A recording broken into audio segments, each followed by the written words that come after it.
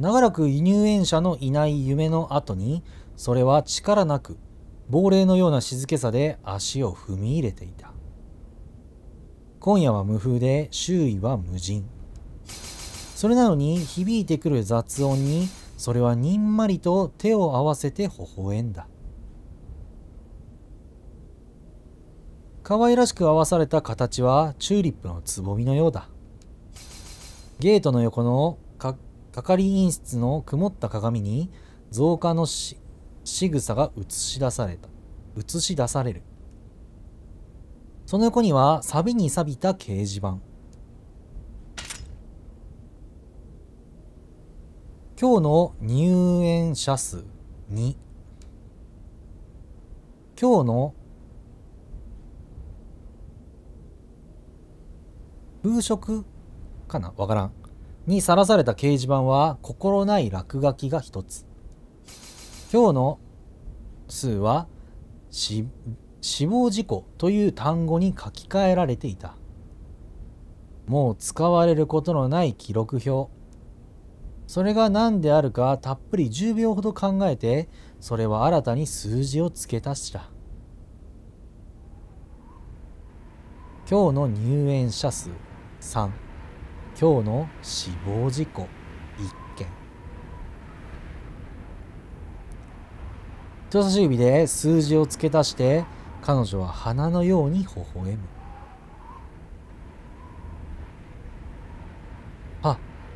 音に向かって歩き出す。はじゃなくてわーか。わーだな。そやな。ほにゃららわーのわーか。ごめんなさいね。ミラーハウスから競争曲じみた雑音が響き出してから早10分。遊園地の入り口はずっと無人のままだった。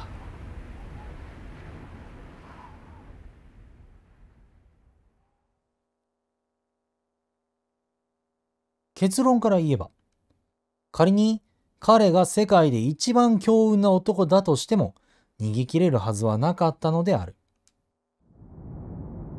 ただ、どこまでが計算通りで、どこまでが偶然だったのか、それは結末を用意していた青子にもわからない。彼女に言えるのは3つだけ。思っていたより時間がかかって、予想していたより手応えがあって、それとミラーハウスを選んだのは失敗だったということぐらい。そう、何が失敗かというと、ミラーハウスは狩り場として文句なしの地形だったけれど、鏡に映る自分と向き合うのは半人前の彼女にとって少しだけ苛立たしいことだった。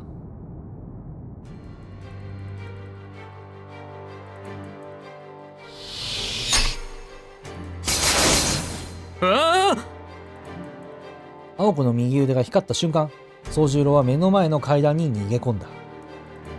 背後には連続する青いストロボ。無我夢中で階段を駆け上がる獲物を狩人は慌てずに追っていく。注文通り。そうでなくっちゃお膳立てした甲斐がない。走る宗十郎とは対照的に、青子はやや早歩きで階段を登っていく。青子が走って追わないのは獲物と一定の距離を保つためだ。命中率に自信のない彼女にとって最も対処に困るのは玉砕覚悟の突進である。10メートル程度の距離があるのなら問題はない。獲物が接近するまで10発中4発は当てられる。しかし先ほどの位置関係は少々まずかった。あの距離、あの広さの空間で迂回されながら突進されたら、わずかではあるがそのまま接近されて素手での争いになる可能性がある。現在青子の最大の武器は右上のマダンだ。この利点を生かすなら距離を詰めすぎてはいけない。近づく時があるとしたら、それは獲物の体力がなくなり諦めた後。足を射抜くか背中を打つか、あるいはこの迷路で心が折れるか。何らかの傷を負って標的が走れなくなった時がこの狩りの幕引きとなる。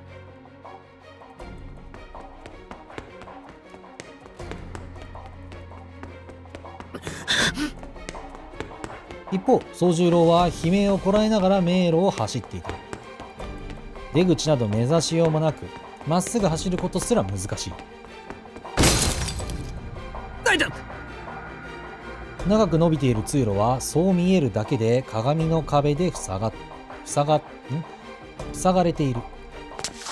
慌てて右に曲がろうとして宗十郎は額を押さえながら残った左に腕を伸ばし、壁がないことを確認し、とっさに左の通路に飛び込んでコンマの差で教団から身をかわす。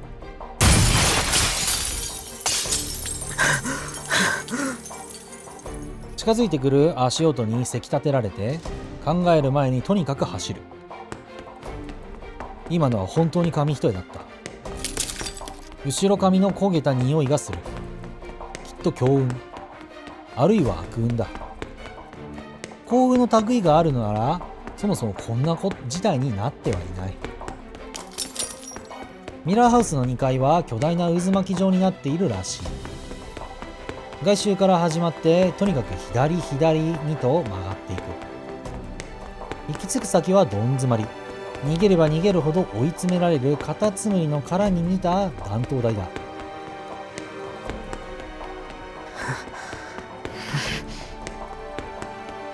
押さえつけた悲鳴が文句になって出てきそうだ。この道殺されるのにそんなわけのわからない状況がまだ数秒数分自分の頑張り次第で続くなんて。けれど走る。何度も鏡の壁にぶつかりながら走る。衝突のたびに目に星が舞って額から出血しても走る。激痛は数秒ごとに。がむしゃらに走れば走るほど手ひどく透明の壁にぶつかってしまう。体はもうその法則を覚え始めていて、これ以上は走りたくないと訴える。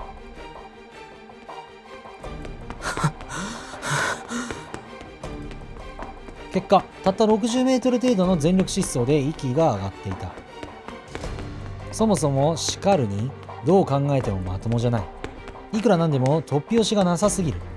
こんなのはタッチの悪い冗談で、振り返ればやりすぎでごめんと謝る彼女がいるに決まっている。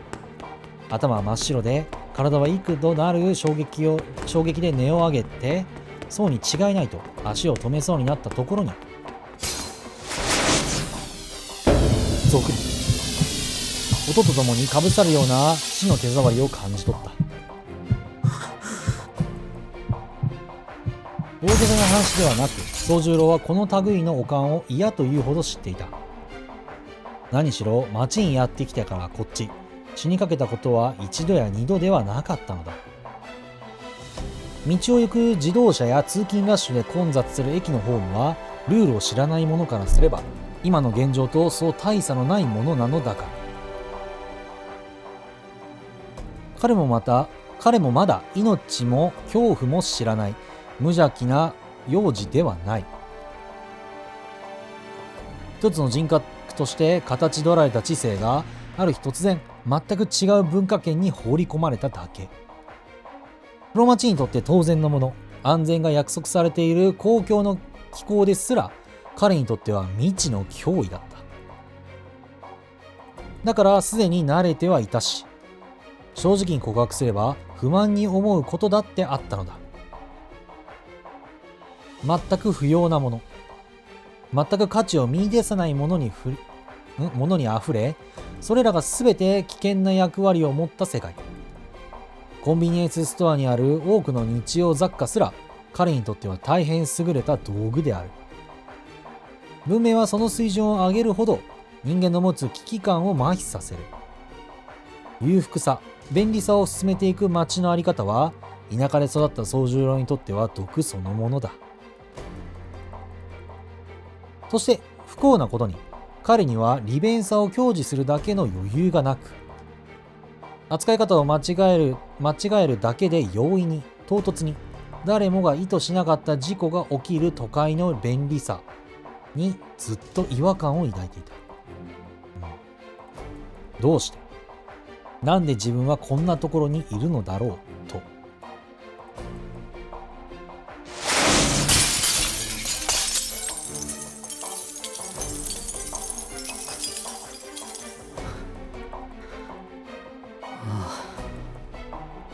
皮肉に過ぎる。そんな今まで気づかなかった本心に命を狙われている状況で典型のように思い知るなんて。そう、唐突なのは今に始まったことではない。死にそうな目に遭うのはそこまで特別なことではない。本来安全というのは対価を払って得るものなのだし、生きているのなら常に逆の目が待っている。例えば夜の街灯のように、朝になれば当然その明かりは消えるのだ。容赦なく打ち出される正体不明の凶器。2日前の夜、青い炎に包まれて消し炭になった人影が脳裏によみがえる。釣られた人参発作に走る馬みたいだと彼は思った。とにかく顎を上げて迷路を走る。でも一体何のために？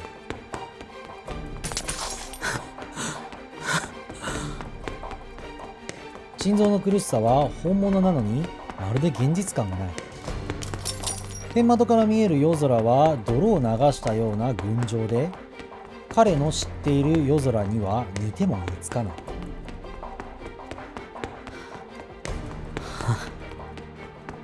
唐突に気が緩む。捨て鉢気味に宗十郎は笑って割と大切なものが折れた気がした。だってそもそも全てがどうでもいい。それでもなんとか足が進んだのは合わせ鏡に彼女の姿が映るからだ。追いかけっこをする猫とネズミのように宗十郎は鏡の迷路を遁走する。この妙に現実感のない緊迫は実質4分ほどで終了した。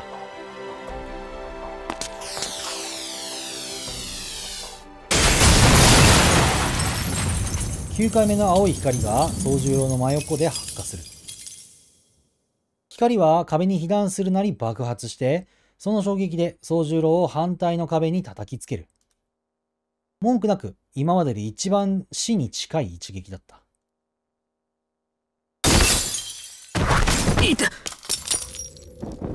うめいて床に倒れ込む。背中はヒリヒリと痛んでいる。出血はない。痛い程度で済んだのは幸運だろう。けれど体はガンとして動かなかった。肉体的にも精神的にもまだ余裕はある。起き上がれないほどの痛みでもない。ただ倒れてふと見上げた天井には窓があって暗い夜空が見えてしまった。胸に去来したものは未熟な身勝手な嘆きだった。ああ、なんて醜い。こんなものをこれから一生見続けていく。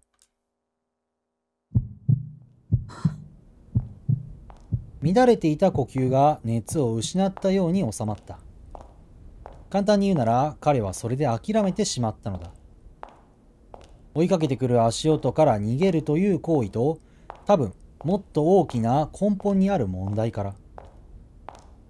まあ青崎に殺されるならいいかな。千月宗十郎という人間にとって決してあってはならない感情が漏れる。余談ではあるが、大げさな話ではなく、それは彼にとって生涯ただ一度の過ちだった。ぼんやりと空を見上げながら宗十郎は近づいてくる足音を聞く。ギブアップ？今まで一番近い声。これで幕引きと踏んだのか、彼女は倒れ込んだ宗十郎の目の前まで歩み寄った。暗い鏡張りの通路ではその表情は伺い知れない。宗十郎は何を言うのでもなく目の前の殺人者を見上げている。返事がないならそれでいいけど、調子狂うわ。普通どうして殺そうとするのかぐらい聞くものじゃない？顔を影にしたまま青子は言う。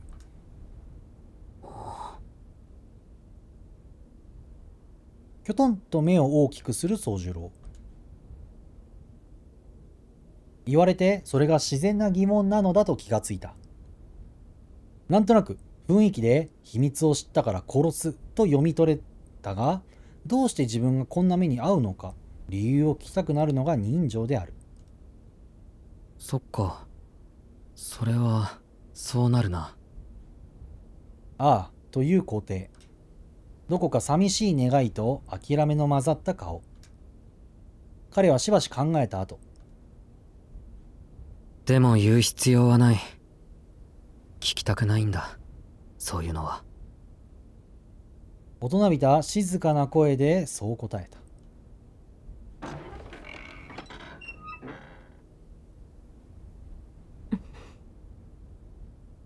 鮮やかといえば鮮やかすぎたその回答。そう。じゃ、殺すけど。死ぬの怖くないの？怖いに決まってる。何より痛そうだ。口を尖らせて抗議する宗十郎に青子はむっと顔を曇らせる。投げやりになっていても自分の気持ちに素直な少年だった。そりゃ怖いでしょ。私だって怖いと思うし。でも悪いわね。我慢して。人でなしと罵ってくれて結構よ。今の私は本当にその通りだから。そういった意味じゃあんたと同じ。普通の道徳がないのよ。だから必要なら人も殺せる。淡々とした声にピクリと宗十郎の指が反応した。何もかも諦めていた彼の体が今の言葉は聞き流せないというように。人殺しなんて良くないぞ。分かってるって言ってるでしょ。青子の右腕が掲げられる。刻印の光が顔を照らす。言うまでもなく彼女の顔はいつも通りだ。泣き顔でもなく笑顔でもない。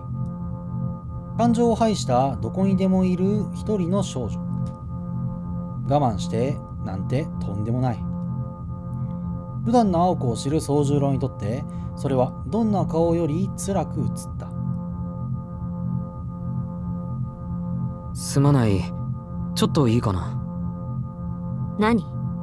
ここまで悲壮感を盛り上げておいてやっぱり逃げるなんてのは却下よ。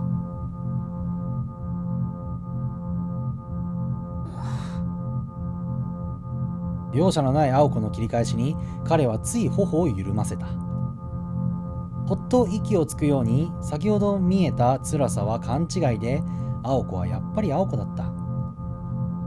それが嬉しくて宗十郎は笑ったのだが、言うまでもなく彼以外には真逆に見える笑いだった。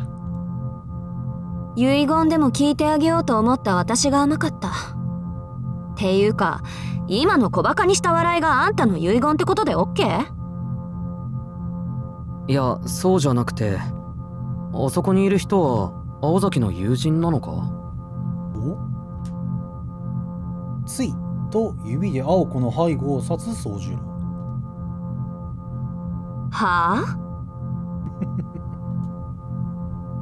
使い封された手だと青子は思った。ここがステージならハリセンでダメ出しも辞さないところだ。しかし宗十郎にそんな雰囲気はないし、そもそもこの男に流行りも古いもなかったと思い直す。あんた何言って。おっと、なんだかんだと律儀な性格が幸いしたのか、つい気になって指さされた背後に目を向ける青子。そこにはギーと、この迷路にはない木製のきしみを上げる不吉で不気味な彼女の姿が。